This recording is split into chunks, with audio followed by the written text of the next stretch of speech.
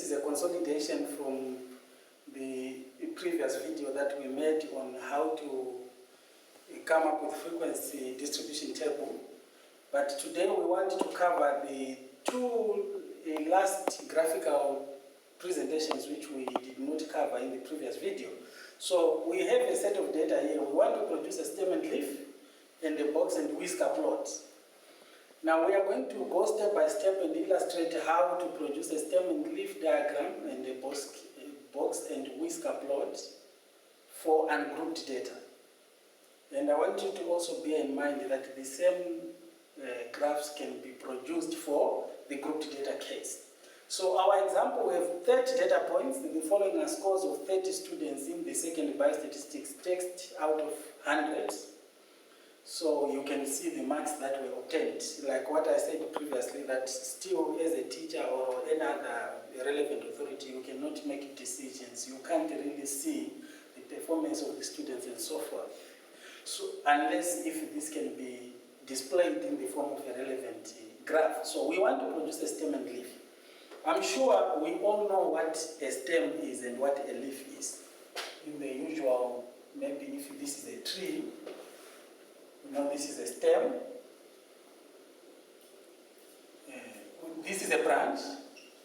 We can have our stem and we can have a leaf. Now this is the same concept that we use for the stem and leaf. You see, this is our stem and this is the leaf. So in the data set, I want you to see what will be our stem and what will be our leaf. So that is basically the same concept that is used here, except that now the name stem and leaf basically comes from that same concept. So look at our data. The minimum is actually not 52. The minimum is 50 and the maximum is 98. So our data ranges from 50 through up to 98. So to produce a stem and leaf, now we need to decide on our stem. So the stem will have 5, 6, 7, 8, up to 9. You see, that is now, the number of the values here are determined by the figures that we are given. If we had the values of 40, we would start at 4. If we had values of 30, we would start at 3. If we had values of 20, we would start at 2, and so forth. If we had values going as far as 100, we would also have 10 here. If we have values going as far as 200, we'll have 10, maybe we can even have 20 there. So basically now, how do we proceed to produce our stem? So to produce a stem and leaf diagram, this is the stem, so we need to show the leaf. So for the leaf, first of all, we need to do a draft before we can produce the final stem and leaf. So we come to our data, we check on 5, we have our 2, we check if we have another 50 here, we have, so we put a 0 here. Now we go to 60. You see, you need to move line by line so that you don't skip any value. To 60, we can, usually it's advisable that the values that you have included, you can cancel them like that. So for 60, you move, so we have 65, you write down the 5 after cancelling. We are moving 69, we write down the 9. We move 61, we put down 1. We move 68, we put down the 8. In that manner, 64, we have 4. You see, we had skipped 57, so we need to cancel this and we put it appropriately where it's supposed to be. So we are done with the 60. We don't see any other 60 there. So we move on to this 7. So we check on 7, 5. Start with 7, 5, we cancel it, we put 7, 9, we put 9. 7, 1, we put our 1. 7, 2, we put our 2. 7, 6, we put our 6. 7, 9, we put our 9. 7, 7, we put our 7. 7, 1, we put our 1. We put our 2. You see the procedure? So you need to make sure that you cancel your value so that you don't run the risk of having some values being excluded from your stem and leaf. Then we move on to 8. We start with 8 there, we have a 0, and we cancel that. 87, we cancel it, we put 7. 81, we put 1. 86, we put 6. 83, we have our 3.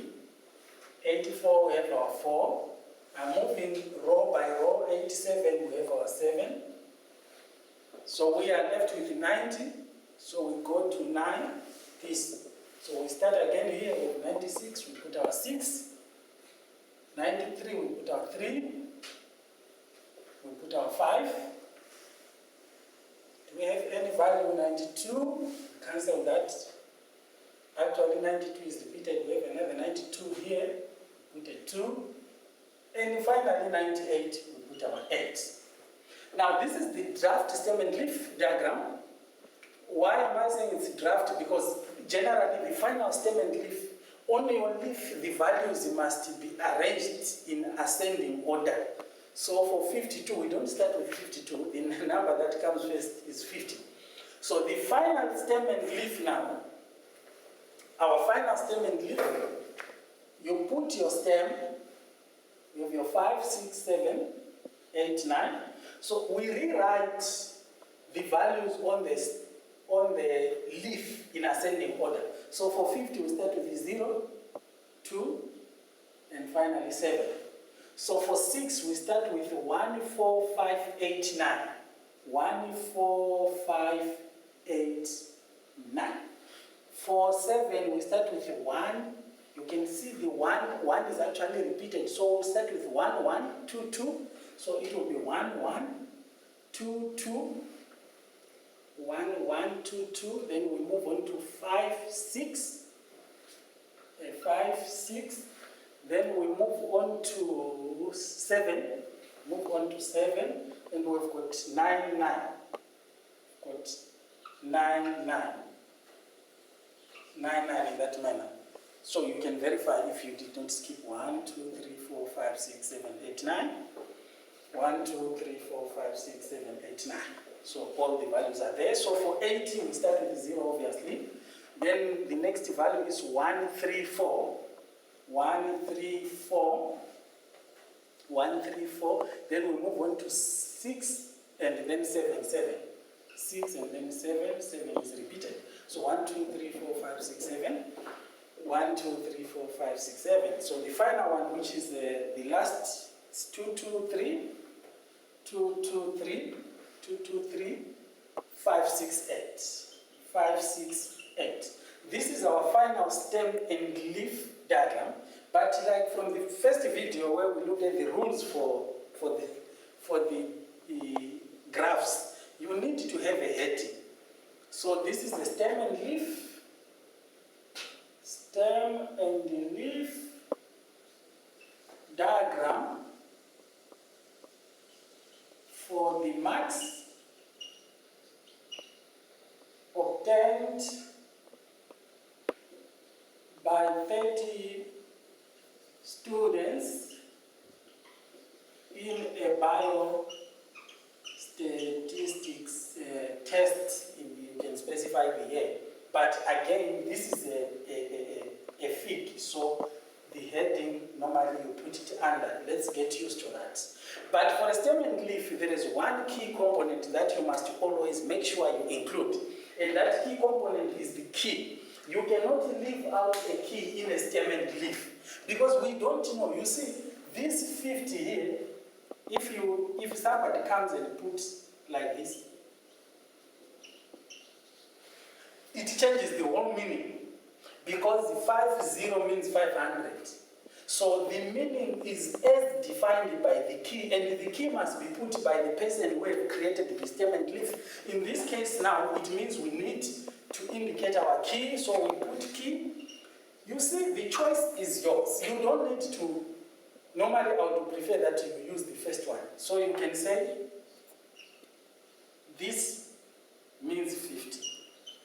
So by doing this, it means that if somebody sees this one, you will read this as 92. You would read this as 8, you would read this as 71. So you don't just leave this without a key, because otherwise it would mean 500, 502, and so forth. So the whole meaning of that will be distorted. So this is how you produce a stem and leaf. And more interestingly, you see the stem and leaf, we don't lose the original values in a data set. And from a stem and leaf, you can easily see the distribution of the data. For example, a lot of students got marks ranging from 70 to 79. You can see that. Very few students got 50 and so forth. So we equally have a lot of students who scored very high marks. You can see that. So the performance now you are able to tell.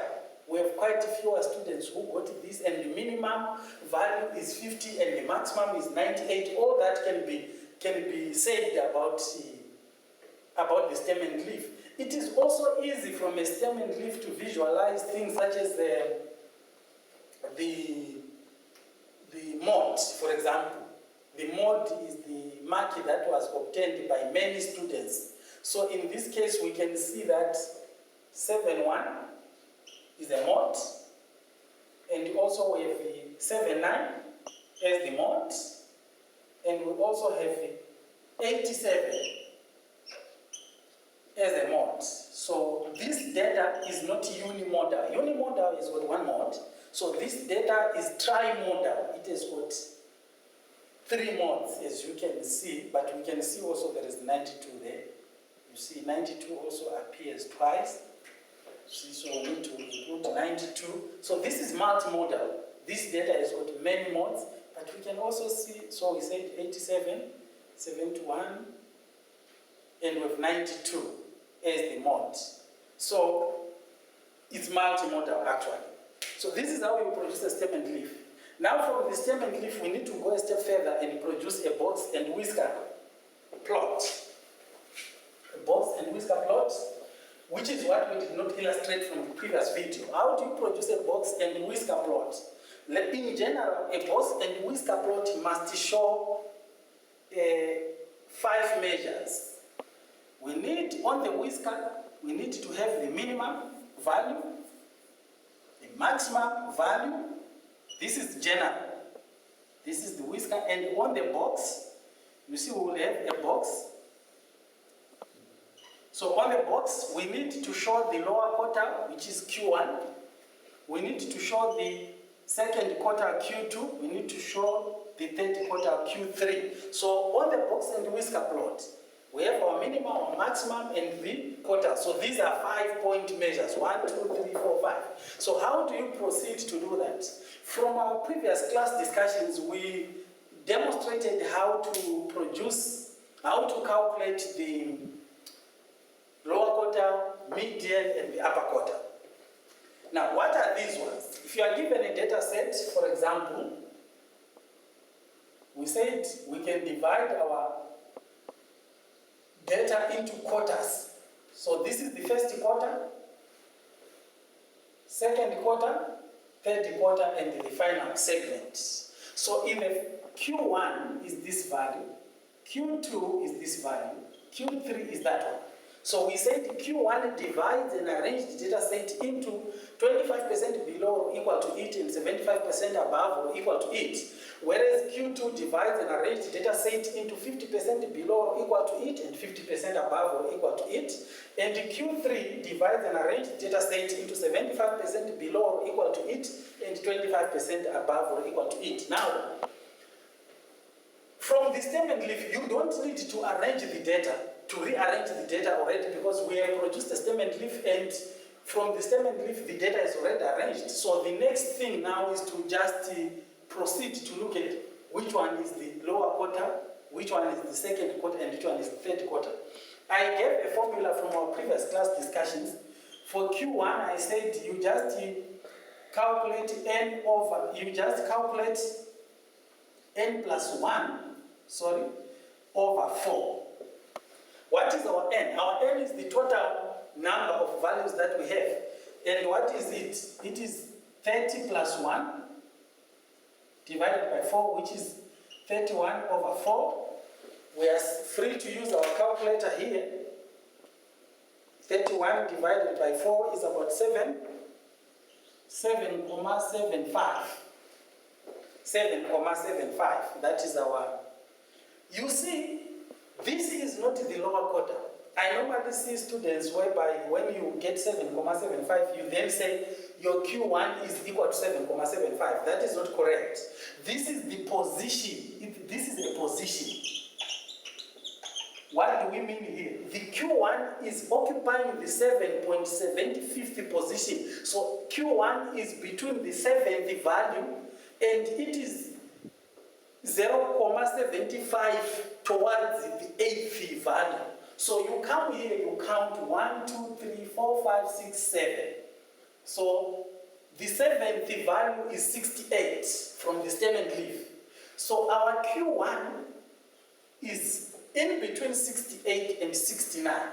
So here we need to do that process. You see, I said, in order for you to locate Q1 appropriately, you will say Q1 is equal to 68, which is the 7th value. Maybe let me first of all start by writing the general formula so that you don't get confused. We said, because here we did not get an integer, we got a decimal. So the 7th value, it will be 7th value, the value that is occupying this position, plus the decimal part of this one, which is 0.75, multiplied by the 8th value, that is the next value, which is the 8th value, minus the 7th value. This is what we said.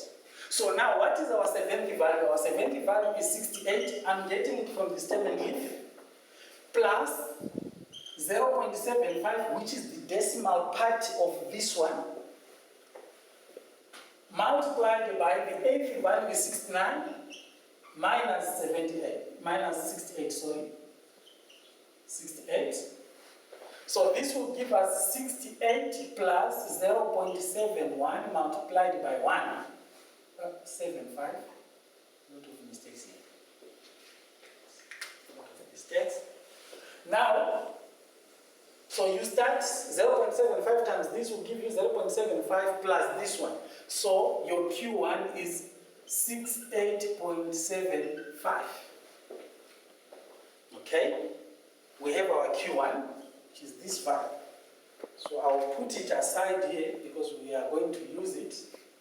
We are going to use that one. So I'll just allow me to use this part.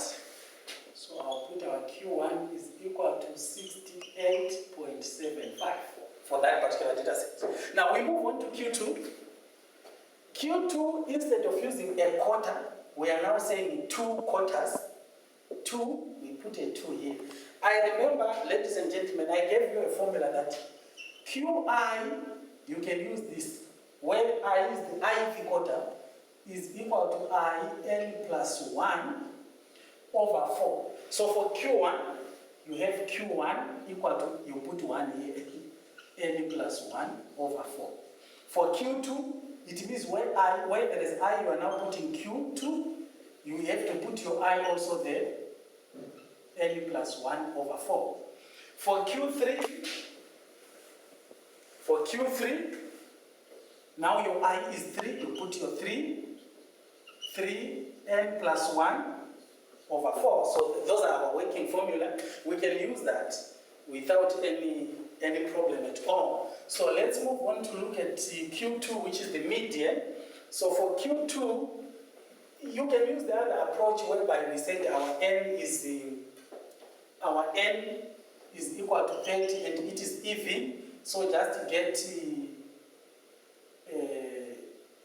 divide this by 2, you get your 15, and then you average the 15th value and the 16th value. You can do that without any problem. But I want to use the formula for the quarter so that at least you appreciate the concept. So we say Q2 is equal to, we'll have our 2 over 4 N plus 1, which is equal to 2 over 4 of 31. what are we going to get? You just punch from our calculator, 31 times 2, that will give us 62, divided by 4, that will give us 15.5. That is about 15.5. So we can use the same, you see, the 15th value, we come here, we count 1, 2, 3, 4, 5, 6, 7, 8, 9, 10, 11, 12, 13, 14, 15. So we are on 77. So in other words, it's just the average of these two values. It's just the average of 77 and 79. So Q2 is equal to 77, if I'm still using the same approach, 77, well, that is the 15th value, plus 0.5 bracket. The next value there is 79. 79 minus 7, 7. That will give us 77 plus, then 79 minus 77, 79 minus 77, that will be about 2. 2 times 0.5, that will be 1. So we are just adding 1. We are just adding 1. That will be equal to 78. So this is as good as we have averaged 77 plus 79. The average of 77 and 79 is 78. So our Q2 is equal to 78. Now let us move on to the final quarter, which is the third quarter. The third quarter, using the same formula, it will be 3.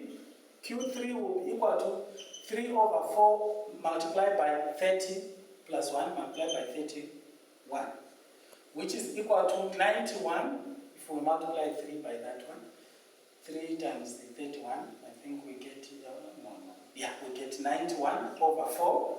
So 91 over 4, we can still use our calculator. 91 divided by 4, that will give us 22.75. 22.75.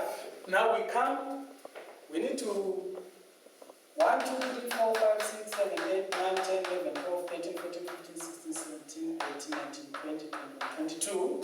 So our 22 is 86. 86. Then we still use the same approach. We are using the same formula, so our Q3 will be equal to 86 plus 0.75 multiplied by the next value after 86 is 87 minus 86, which is equal to 86 plus 0.75 multiplied by 1, which is equal to 86.75. So this is our Q3. Our Q3 is equal to 86.75. Now, we are ready now to produce our box and whisker plot. And I want you to know that the box and whisker plot must be on a graph paper. You need to produce it on a graph paper so that at least you can easily see the proper distribution of your data. Now you mark on the graph paper. In this case, you need also to decide on the scale. For example, I can, from 50 to 98, I can use a scale of 5. On your graph paper, I can go and say each box represents 5 units and so forth. So in my case, I'll just illustrate. Of course, it won't be that accurate because I'm not using it. I'm not using a graph paper. So what I'm going to have, the minimum value, I'll put my 50, mark my 50. Then from there, I go on the box side. On the box side, suppose this is my box. Now for Q1, I will make sure, you see, this must be a correct scale, so this must be 68.75. I put my 68.75 there.